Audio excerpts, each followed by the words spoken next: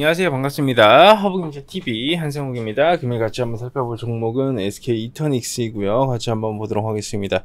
주주분들께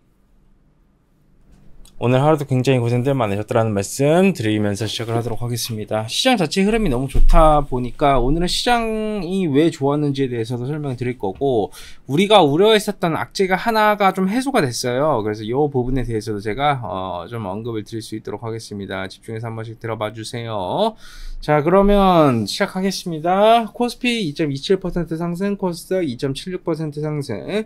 코스피가 양매도 2388억, 코스닥이 양매도 1000억, 선물시장은 상방에 따라 선물 매수 들어와줬습니다. 전체적으로 지수는 반등 보여줬고, 현물은 안 좋았고, 선물시장은 좋았습니다. 이 와중에 SK 이터닉스도 플러스 4.49% 정도 반등을 보여주며, 이제 하락 구간을 만들어줬었던, 이틀간의 폭락을 만들어줬었던 가격 구간을 바로 회복을 해주는 모습이 좀 명확하게 나와주고 있고, 프로그램 매수 2만 1000주 정도 들어와주고 있고, 키움 매수 2만 주 매도, 개인들은 매도고, 외국인들은 소량 매수 유입 들어와줬다 정도로 보시면 될 것 같습니다.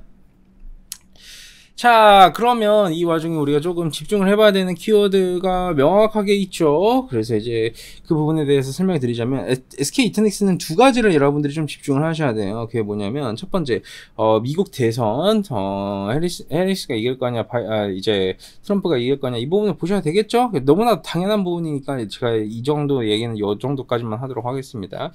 그리고 오늘은 사실 증시가 반등을 생각보다 강하게 해주고 있는데, 그 강하게 해주고 있는 이유에 대해서 알고 있으셔야 돼요.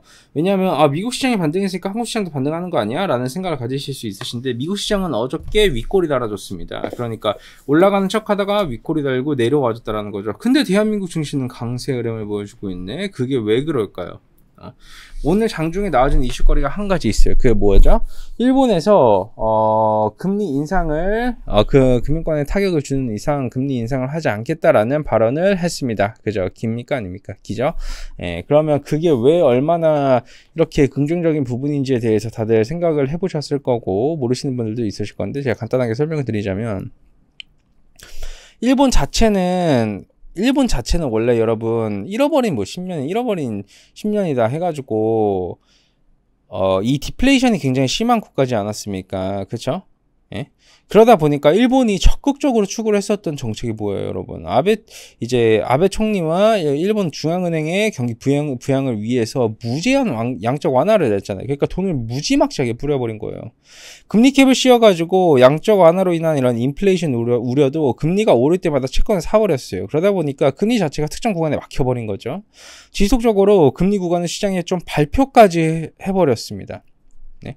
그러다 보니까 1990년도 기준으로 봤었을 때에는 이런 금리가 낮은 일본한테 돈을 빌려가지고 투자를 하는 부인식 투자가 굉장히 유행이었다라고 하면, 이번에는 사실 전 세계의 자금들이 일본에서 돈을 빌려다가 세계에다가 투자했어요. 이 전 세계에다가. 이걸 보고 캐리 트레이드라고 표현을 합니다. 이렇게 어차피 일본은 금리를 국가에서 막아줘 버려요. 그리고 인플레이션도 없는 국가라고 생각을 했으니까. 대부분의 분들이 생각을 하시는 부분이고, 저 또한 마찬가지로 그렇게 생각을 했으니까요. 일본의 인플레이션? 돈을 그렇게 뿌려대도 인플레이션이 안 오는 국가인데 인플레이션? 이런 생각이 들 수밖에 없잖아요. 그게 냉정한 팩트잖아요. 그쵸? 예, 근데 과거 사례가 하나 있는데, 이 대한민국의 2000년도쯤에는 이 기업이, 그러니까 이런 의사분들 그리고 자영업자분들이 원래 이 엔화 자금을 빌려다가 이제 창업을 해가지고 몇 년 만에 캐리 청산이 일어나면서 크게 힘들었었던 케이스와 예시가 있어요. 근데 이번에는 사실 우리나라의 단기적인 그런 케이스가 아니라 전 세계적으로 이런 일이 일어난 거라고 보시면 될 것 같은데, 경기 침체가 도대체 왜 일어났는지에 대한 해석이 돼야 되겠죠. 경기 침체 그 트리거가 어디서 나왔죠? 미국에서 나와버렸어요. 지난주에 제조업 PMI 낮게 나오면서 뭔가 침체가 아니냐라는 부분에 대한 의구심도 좀 있었는데, 실업률이 높게 나와버리니까 타격을 줘버린 거잖아요. 그 와중에 막 그동안 뭐 투자해야 된다라고 엔비디아 붐이니 뭐니 해서 AI 투자에 대한 키워드도 굉장히 강했는데, AI 투자 수익도 마찬가지로 굉장히 우려감이 많았어요. 그렇죠? 그러면 그러면서 경기 침체에 대한 우려감이 붙어주면서 미국 국채 금리도 하락을 했죠. 그렇게 되면 어떤 현상이 나와주게 되냐면 미국하고 일본 사이에 있는 이 금리차를 이용을 해가지고 노는 자금들이 놀라버릴 수밖에 없는 거예요. 게다가 일본은 금리 인상을 해버리고 더 할 수 있다라고까지 표현을 해버렸어요.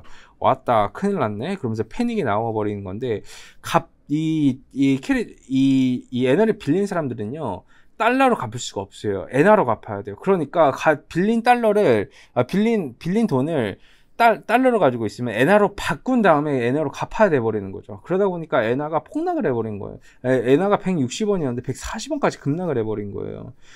그러면서 이게 급작스럽게 시장이 굉장히 강한 타격을 주면서 하락을 이끌어 나간 요소다라는 점에 대한 우리 주주분들이 해석을 좀 명확하게 가지고 있으셔야 된다. 근데 오늘 일본에서 금리 인상을 하지 않겠다라는 키워드가 나와주면서 악재가 어느 정도 소멸이 됐다. 그렇기 때문에 대한민국 국장도 오늘 추가적인 반등이 나와주는 거다. 그러면 우리가 집중을 해야 되는 건 두 가지 케이스가 있어요. 그게 뭐냐면 미국 지표 발표가 나와주면서 경기 침체에 대한 우려감이 살짝 누그러졌어요. 그걸로 2차 상승 나와준 거고, 일본의 금리 인상을 하지 않겠다라는 걸로 2차 상승이 나와준 거예요. 그러면 우리가 집중을 해봐야 되는 거는 목요일이죠. 목요일날 미국이 어떤 이슈 발표가 있죠. 다들 뭐 목요일날 이슈 발표 뭐 있는지 알고 있으신 분들 계십니까? 네? 이거 기본적으로 알고 있어야 되는 거예요. 기본적으로 여러분. 8월 7일 날에는 신규 실업수당 청구 건수가 있어요. 이 수치를 발표하는데, 이 수치가 만약에 생각보다 많은 사람들이 실업 청구 수당을 신청을 했다라고 하면 어떤 현상이 나오냐면, 이거 경기 침체가 맞구나 라는 우려감이 다시 붙어줄 수 있는데, 이 지표가 잘 나온다? 그러면 세 번째 상승 파동이 나와줄 수 있다 라는 부분을 좀 명심 한번 해주셨으면 좋겠습니다. 그러면 우리가 여태까지 하락했었던 부분 다 회복해 주는 거예요.